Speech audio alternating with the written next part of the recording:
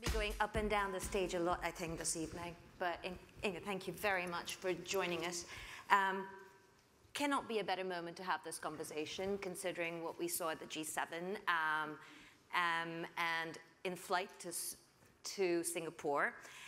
Interestingly enough, Lloyd's put out a city risk index a few days ago, and the top city at risk was Tokyo. And if I can look at why, it says number 1 out of 279 cities at risk from economic or natural threats was Tokyo, top of list, interstate conflict, North Korea being listed as one of them. Very topical. Tell me a little bit more about how you view the North Korean situation and what it means for a business like yours when you're looking at a city like Tokyo and the businesses that you're involved in there. Well, I'll just perhaps frame up why we do this work in the first place. Lloyd's is a global insurance market, and we do insurance. Tends to be very complex insurance in over 200 countries and territories around the world.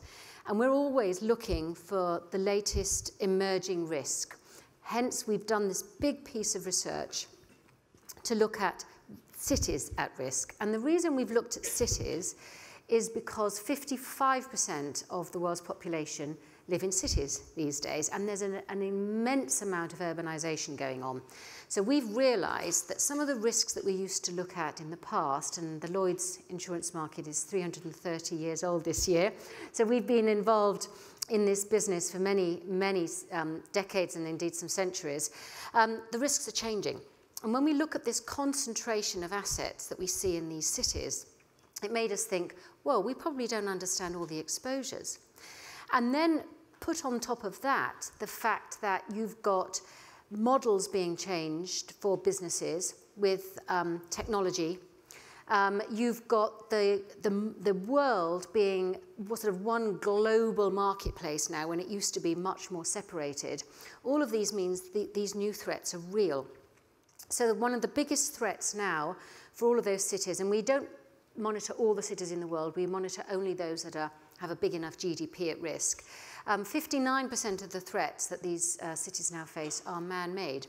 And that is a complete change to the way we used to assess risk, which were mainly natural catastrophes. So market crashes up there, you know, political turmoil and the threat of violence around the world, threat of cyber attacks. All of these are becoming bigger and bigger risks to cities. Now, when we look at something like North Korea in particular, we do insure, for instance, war situations. So some of the insurance we give is actually related to war. So we have to keep a careful eye on everything that's going on in the world. Well, I'm going to come to you for questions pretty soon. So get a question that you really, really want to ask Inga ready, and we'll get our mic handlers to you. But while you're thinking, I want to ask you, the second city in that risk index is New York. And the city at number 9 is London, both of them with market crashes. If you look at the amount of your business in the US, how do you see Mr. Trump? Because in both cases, he's quite heavily involved, I'd say. Well, you've got a really strong economy there at the moment, and obviously he'd like to take full credit for that, and there is a lot of activity going on. And of course, because we are insuring businesses, when businesses do well and do new investments, we're there backing them. And we think of ourselves as enabling human progress in that we've enabled, by de-risking and insuring anything new that was going on in the world, we've enabled the humans to progress through the world. Or through time. And of course, what's happening in the US, you've got a buoyant economy, you've got businesses confident about investing in the future. So actually, that's pretty good for us. What might not be good, though, is protectionist measures, because our business relies on diversification of risk. We have to offset exposures we're taking in the US with exposures we're taking in Tokyo or in Europe or other parts of the world. And the more protectionist measures that are put in place, and there are a few signs of this in the US at the moment, that's a threat to being able to diversify these risks across the world, which basically the insurance and reinsurance, and I heard some reinsurance names being mentioned, so I know some of you are from the reinsurance sector, that puts that model at risk because we need that. We need the free open borders to be able to diversify. So who has a question for Inga? Could we get a mic there? Right, I can sit, right? Of course. Fine. Fields Wicker Murine from SCORE, one of my companies. But my question actually is not about risk, is that okay? My question is about leadership. Lloyd's market is ancient, very closed, very inbred. Forgive me if anybody works at Lloyd's. It's a great place, but it has a very, very strong culture. And I guess my question is, and it's in part prompted by how this session was described, coming in as an outsider to Lloyd's market, having a vision for the future, not necessarily having direct line control over the key people in the market. Can you share just a few lessons learned, perhaps along the way? Because I'm sure each of us in our own variety of businesses will come across similar challenges, and we could learn from you. Thank you. And very often, of course, women are put in charge or asked to take over situations where there needs to be some transformation. Often we're asked to fix situations that have gone wrong, and often we are brought in as that catalyst for change. And we're very good at that because we haven't got anything necessarily to protect. We don't have that club to protect. We're out there being pioneers, and we're confident challenging the norm. And of course, that's a little bit why I was brought in to shake up Lloyd's a little bit, but also not throw away the good things, the traditional things that we want to keep for the future. So I call my modernization of Lloyd's a bit of tradition with a twist. So every single thing we do, we try and twist it into a new way. But it's incredibly challenging. And I mean, and I still get criticism, even now, 5 years into the role, about little things I might want to do, such as relax the dress code, which is the latest news that came out in the FT, I think 2 weeks ago, when I surreptitiously no longer asked the security guards to prevent any man entering the building who didn't have a tie on, because that's what used to happen. But that got reported, and of course they love to bring these topics up, and the banning alcohol at lunchtime, which was 2 years ago, I think. You know, all these extraordinary things they make a big noise about. But the fundamental aspect of the modernization is to make sure that Lloyd's is around for at least another 300 years. And that means investment in innovation. And the only way we're going to be doing that is by having diverse talent. So we are actually doing pretty well at starting a conversation about bringing diverse people in and knocking down that clubby feeling. It's a challenge, and I do get a lot of pushback, but I can tell you, for anyone in a similar situation, you must just keep at it. I do feel like Arnold Schwarzenegger sometimes, you know, just carrying on walking, and these missiles are coming at me, and you just keep going because you have to. You really have to, otherwise you can be distracted and dissuaded from doing what you know is the right thing to do to modernize and take something forward. You've got to surround yourself by people who support you. Don't waste too much time on the people who are always negative. I no longer have very rude messages. I used to get, sometimes I've even had a message, you know, where they cut the letters out of like a sort of newspaper and they paste it. And I've had some dreadful things, but you just keep on. You do it step by step. You don't try and do it too quickly, because you do have to bring all these people with you.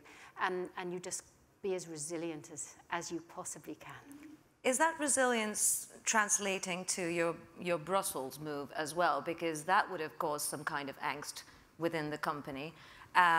It's supposed to be a smaller office, but how's that going for you? Yeah, so to cope with the Brexit challenge, which means that about 4 billion euros of business would be under threat for Lloyd's from the EU 27 markets, we're having to set up a subsidiary on the continent or within the EU. You were 27. one of the first. Yeah, we were one of the first, and that's because we have to be a leader, because we've got 87 or 83 businesses operating in our market, and we run the risk of losing one of those if we're not providing the solution. So we have to be first with everything, and so we're there. We've got our our approved papers from the Belgian regulator, and we'll be setting up there.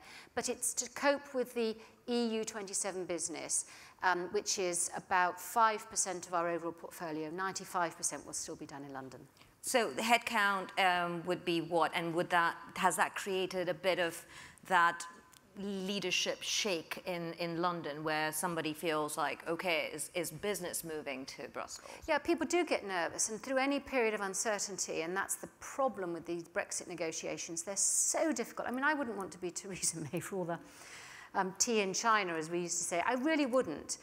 It's an incredibly tough job, because you've got to keep your hands, or you play your cards close to your chest. You can't give anything away. It's an extremely complicated negotiation. Just for financial services alone, there are 9,000 pieces of legislation that have to be brought into the UK, either in legislation or regulation. 9,000 for financial services alone. Never mind all the other sectors. This is very, very complex. So it's very uncertain times, and what we're trying to do is just provide as much certainty as we can to our clients, to all our partners, to show we've got our solution. Whatever the government negotiates, we can provide you ongoing, continuous protection. So leadership even within that sphere. Who's got a question?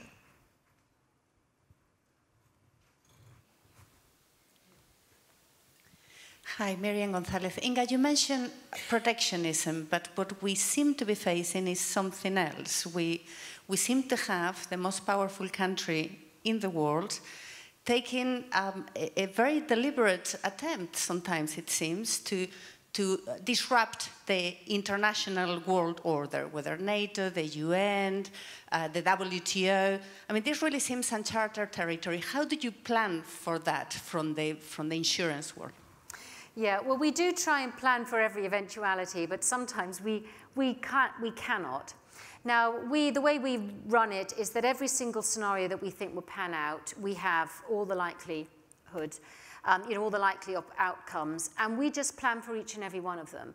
So just as when we were planning for the EU referendum vote, we had all the likely outcomes, or all the possible outcomes, and we said, this is what we'll do in this situation, and this is what we'll do in that situation. Now, we can't foresee everything, every decision that the US is going to make, or every direction that they're going to turn to, but we do our best to think of all of those scenarios and then come up with all of the various plans and now all of our contingency plans. Now, we do this as a business. So we're always looking at scenarios, and which is why, for instance, Lloyd's is the leading underwriter or insurer of cyber risk, because some people would say, well, how on earth can you assess that? You don't know where the next attack is going to come from. It could be some national actor, some state actor that's going to come and disrupt the whole of the business world globally.